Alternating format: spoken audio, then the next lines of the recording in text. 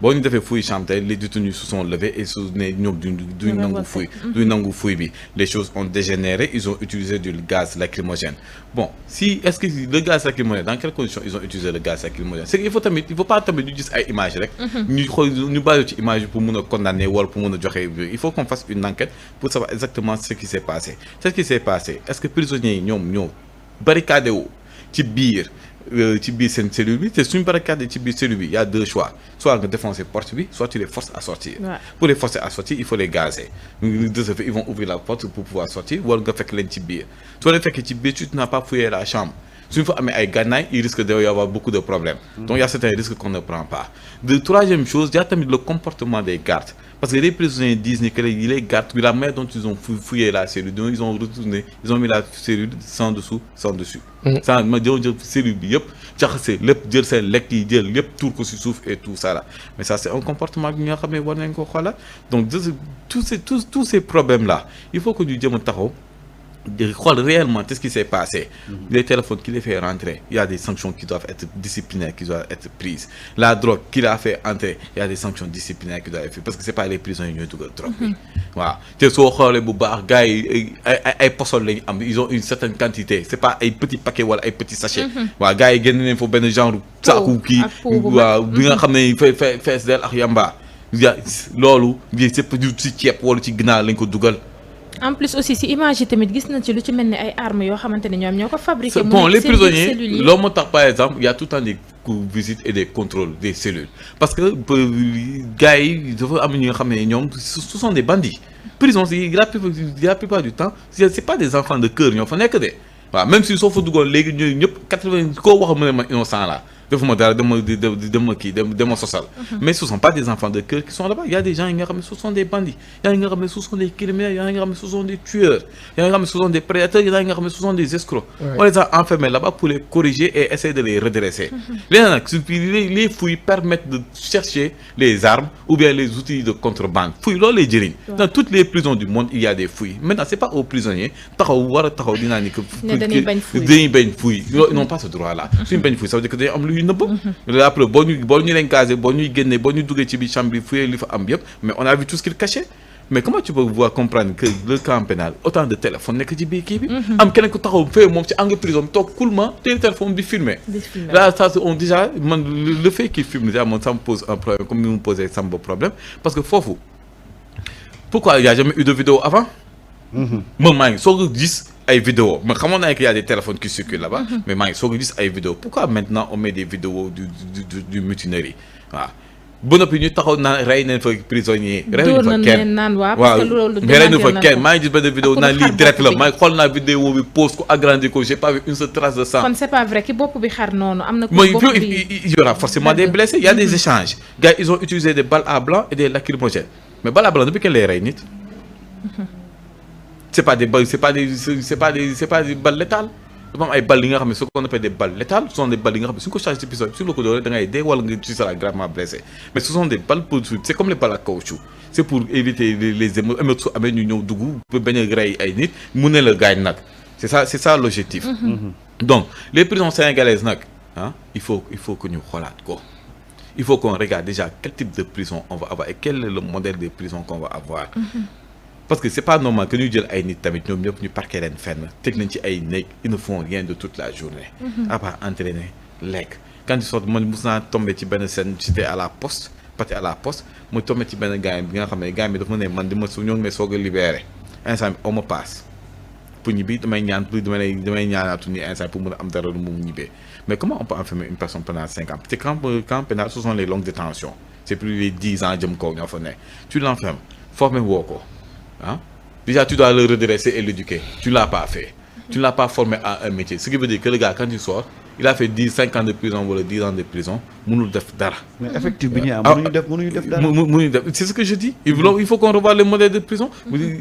Quelle prison on veut avoir. Deuxièmement comment le truc la réforme judiciaire. Le problème de la surpopulation c'est la réforme judiciaire. 1-2 les mandats de dépôt. mandat de dépôt 1 an 2 ans balaa ngay comprendre am na 100 si ginnaaw ñu ñëw di xaar mandat de dépôt le temps ñuy ubbi sa dossier tu as déjà fait là-bas 2 ans. soo nekkee chambre criminelle tu as fait là-bas 5 ans. gars yi di dajaloo mais c'est normal que les populations soient que les prisons soient surpeuplées.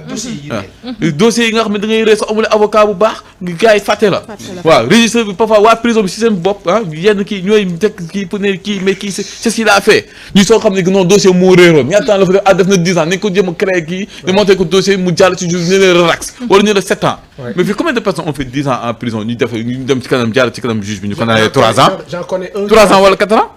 J'en connais un qui a fait 15 ans. keroog bi mu toog mu ne ma ne ko léegi bi yeggee lu la wax que j'ai rien fait. non. tranquille ma ne ko léegi dédommagé mu ne. y a pas de dédommagement des gens qui font 10 ans de prison y a aucun dédommagement. nga génn ne la relax. waaw. wala ñu condamné la à une peine bi nga xam ne yow purgé nga peine bi ba wiisal leen. y a aucun dédommagement mais tout ça c'est la réforme du judiciaire. la réforme du judiciaire nag elle se fera parce que le président de la République c'est pas un président bi nga xam ne qui n'a jamais fait la prison moom ci kaso lañ ko génnee de. mu baat campagne 10 jours. ne dem palais. il sait exactement ce qu'il y a lan mooy la réalité de la prison. le premier ministre c'est exactement la réalité de la prison.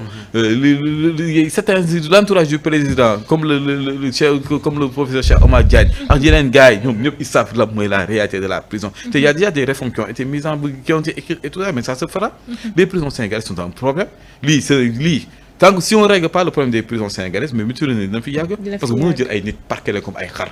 nga jël ay fii nga xam ne ay jëntukaayu fas la woon nga def ko ay cellules pour di fay dugal ay di leen fa tëj waaw ça ce n'est pas normal il faut qu'on revoie la méthode des prisons comment on les organise il faut qu'on construise de nouvelles prisons tabax prison tabax kaso taxul nga dugg kaso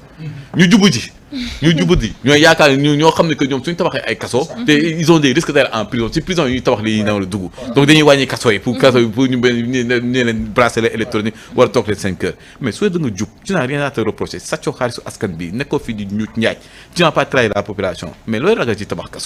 kaso da nga ko war a tabax parce que tu dois améliorer la condition de vie des prisonniers pour finir pour la dernière les prisonniers ils doivent être formés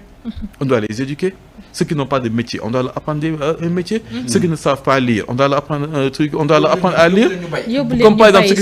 yóbbu leen ñu béy ce qui s'est passé par exemple au Cap Monnier lorsque Cheikh Omar a rejoint là-bas Bassirou il a trouvé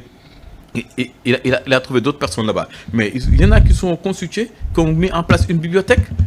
ñii naan man léegi nag ñii man maa jël ni que ñii tout prisonniers yi nga xam ne dégguñu tubaab mënuñu lire moom maa leen di jàng tubaab ñeneen ñii moom maa leen di jàng arabe ñu am benn daara bi nga xam ne à la fin ñu ñëpp doon wàccee kaamil mais ça c'est pas aux prisonniers de le faire c'est à l'administration pénitentiaire de mettre tout ça en place normalement ñi prisonniers war nañ mën a béy wala da war nañ am benn liggéey bi nga xam ne dañ leen ciy former nga xam ne soo génnee di nga mën a dem exercer profession boobu. te liggéey boobu ngay fayeeku aussi ba noppi liggéey boobu ngay liggéey ci biir prison bi. war nañ la ci mën a fay on dit que par exemple 90% ça va dans ton compte pas sa famille. dans ton compte. on tient un compte bloqué bi nga xam ne bis boo génnee kaso on te dit voilà si li nga fi am. lii ça te permettra au moins mais am na ñoo xamante ni sax aussi dañoo bàyyi njaboot te seen njaboot amuñu kenn ku leen di dimbali tey bu fekkoon ne am na métier boobu di liggéey ñu leen di fay. waaw 50 yi mën na dem ci seen compte 50 yi dem ci seen famille. effectivement tout ça ça peut se faire. mais on doit pas c'est que suñu prison yi problème mooy on a des prisons coloniales. ñun de xeeti prison yi ñu nekk ko prison mais am na yuy garaaw. am na yu grave y a pas sama les prisons am na ay prisons yu yéeme yi nga xam ne sax ñun ñoo leen tane. waaw mais foofu c'est des criminels quoi je veux dire. non foofu bon les prisons c'est que ñoom ils sont pires c'est des prisons yi nga xam ne mooy loolu. mais ñun tamit on doit pouvoir évoluer parce que on parle de rupture te rupture tamit la rupture doit être partout waaw nag maa ngi doon dégg nag prisons yi ñaan Bassirou Diomaye ak Sonko waxoo leen ñu ñii. jubanti leen woo. waaw parce que dañ doon wax naan dañ doon xaar grâce xaw ma ci tabaski bi loolu lañ doon wax. bon man la grâce moom du ma ci wax y a beaucoup de gens yi nga xam ne dañ leen di gracier tey gannaaw suba nga gisaat leen ñu duggaat ci biir kaso bi. waaw donc la grâce c'est laissé au président de la République moom moo xam ñu muy gracier ak ñaata lay gracier mais jubanti leen woote jubanti que ce soit le recteur que ce soit les gardes que ce soit les prisonniers y a des choses yi nga xam ne si vous n'avez pas droit. wala lañ ko am war a sucré ci biir prison bi ce n'est pas normal dans une prison qui est des téléphones portables ce n'est pas normal dans une prison qui est de la drogue ce n'est pas normal gars yi di am ay compte TikTok am ay compte Instagram di snap di yónnee ay vidéo te yow ci en prison mais la prison ce n'est pas un hôtel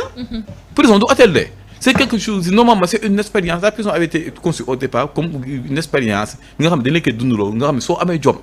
dootoo xalaati teg sa tànk biir kaso waaw mais avant kaso soo déggoon sax waxu kaso sax da ngay tiit. da ngay tiit dëgg la. da ngay tiit parce que la prison c'est quelque chose bi nga xam ne c'est une expérience bi nga xam ne après yow normalement soo génnee prison fu am sax war doo fa dem. mais avec l'évolution de la société avec le laxisme des régimes précédents il y a beaucoup de choses qui se sont maintenant nag puisqu'on a une population carcérale qui grandissante mais il faut qu'on essaie déjà de voir comment on va les utiliser mooy baby le curage des caniveaux et tout ça là après leur apprendre un métier pour que demain ils puissent être réinsérés parce qu'un prisonnier nit mën na def erreur une erreur de jeunesse ça arrive à tout le monde tu fais une erreur de jeunesse nga def benn nga dem dëgg jàpp teg am na ñu fa nekk sax te defuñu dara aussi. waaw y a des innocents innocents yi am nañu fa fépp foo gis na am innocent mais ceux qui ont fait des erreurs de jeunesse mais war nañ leen mu état bi war na leen jël des trucs les encadrer de telle sorte que lorsqu'ils sortent avec un métier ils sortent avec